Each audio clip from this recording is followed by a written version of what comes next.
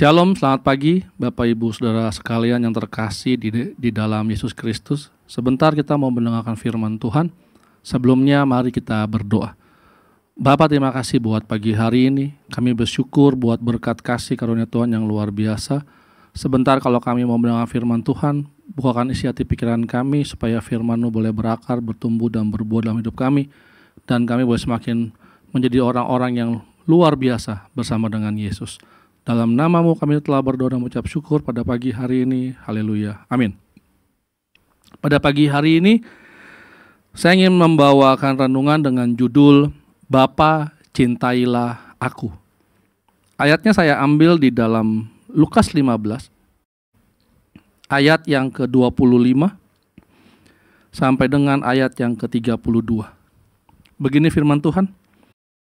Tetapi anaknya yang sulung berada di ladang, dan ketika ia pulang dan dekat ke rumah, ia mendengar bunyi seruling dan nyanyian tari-tarian.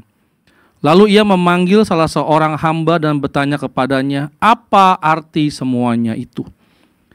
Jawab hamba itu, adikmu telah kembali dan ayahmu telah menyembelih anak lembu tambun, karena ia mendapatkannya kembali dengan sehat. Maka marahlah anak sulung itu, dan ia tidak mau masuk.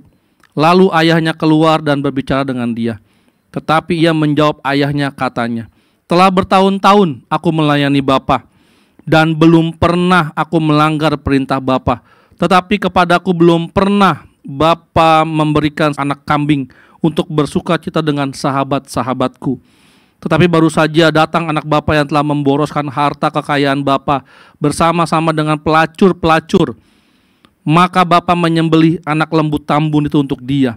Kata ayahnya kepadanya, anakku, engkau selalu bersama-sama dengan aku, dan segala kepunyaanku adalah kepunyaanmu.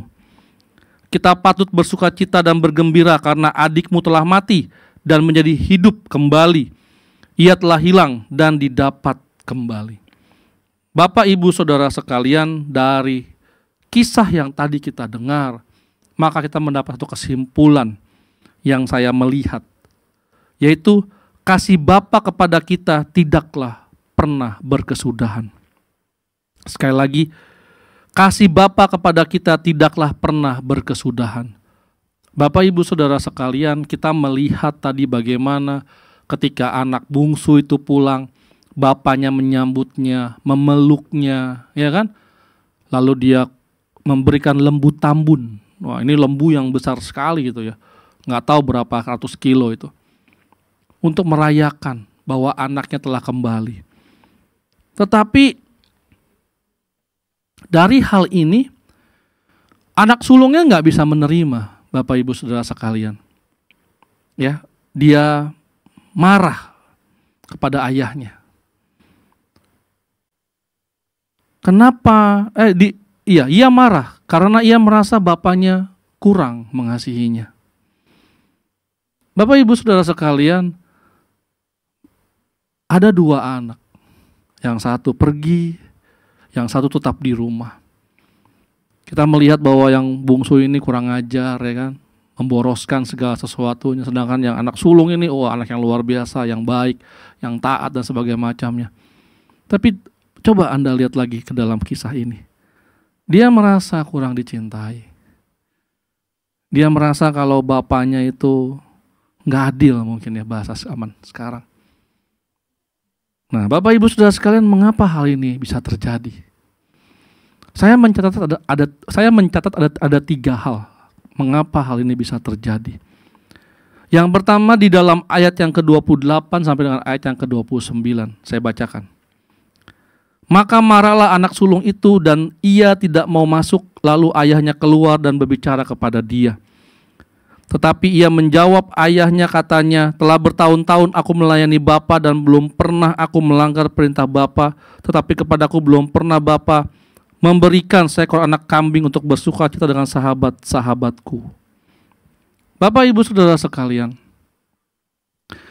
si sulung merasa bahwa ayahnya tidak mengasihi dia karena yang pertama, dia tidak merasa dihargai. Si sulung merasa dia sudah berbuat segala sesuatu kepada bapaknya, tetapi bapaknya nggak pernah menghargainya. Bahkan kalau tadi kita baca ya, bahkan katanya dia bilang, seekor anak kambing aja belum pernah. Kambing dengan lembu dibandingkan begitu rupa oleh si sulung ini. Supaya ayahnya tuh sadar. Padahal salahkah bapaknya? Kurang adilkah bapaknya? Bapak ibu saudara sekalian, kita sering merasa gak dihargai. Tetapi sungguhkah kita memang tidak dihargai? Inilah makanya kenapa judulnya tadi tuh Bapa Cintailah Aku. Bapak ibu saudara sekalian, si sulung ini gak merasa dihargai. Karena mungkin dia melihat bapaknya lebih mengasihi si anak bungsu ini. Lalu yang kedua, kenapa hal ini bisa terjadi? Karena si sulung merasa kalau dia orang benar.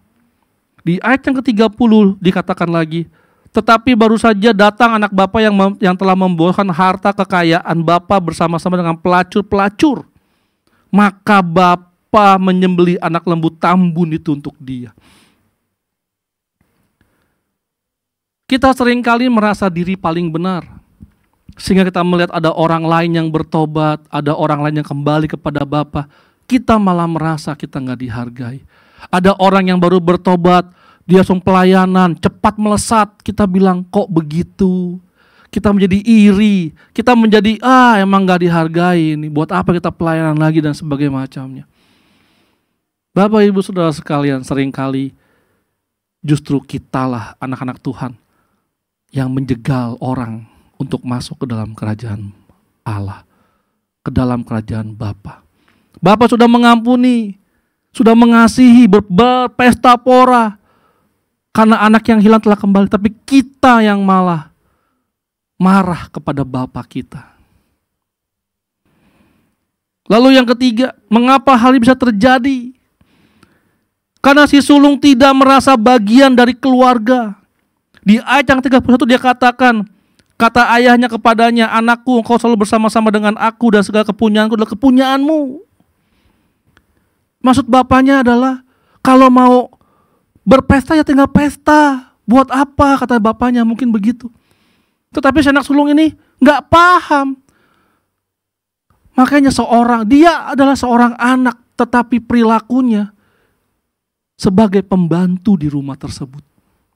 Makanya ayahnya bilang, kau bersama-sama dengan aku dan aku bersama-sama denganmu. Kepunyaanku, kepunyaanmu. Bayangkan Bapak Ibu Saudara sekalian. Kita mengaku sebagai anak, seringkali kita bukan anak. Kita merasa kita bukan anak. Karena kita diperlakukan, bukannya kita. Karena kita memperlakukan diri kita bukan sebagai anak, tetapi kita sebagai pembantu. Lalu bagaimana supaya nggak terjadi kepada kita hal-hal kayak begini nih, yang kayak tadi tuh, kita masa nggak dihargai, jangan masa kita orang paling benar, jangan kita juga masa tidak menjadi bagian. Bagaimana? Kita baca ayat paling terakhir 32.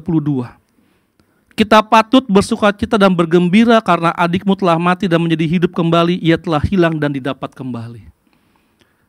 Harusnya Bapak Ibu, kalau kita seorang anak, maka kita harus menjadi seperti anak. Perilaku kita menjadi seperti anak. Sehingga ada perkataan, Bapa cintailah aku.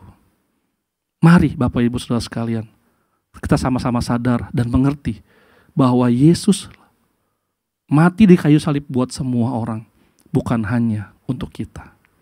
Dan Bapa selalu mengasihi kita. Amin. Mari kita berdoa. Bapa, terima kasih buat pagi hari ini. Kami bersyukur buat berkat kasih setia Allah. Mampukan kami Tuhan untuk kami bisa mengerti kasih Bapa yang luar biasa itu. Di dalam nama Yesus kami berdoa dan mengucap syukur. Haleluya. Amin. Selamat pagi, Tuhan Yesus memberkati. Amin.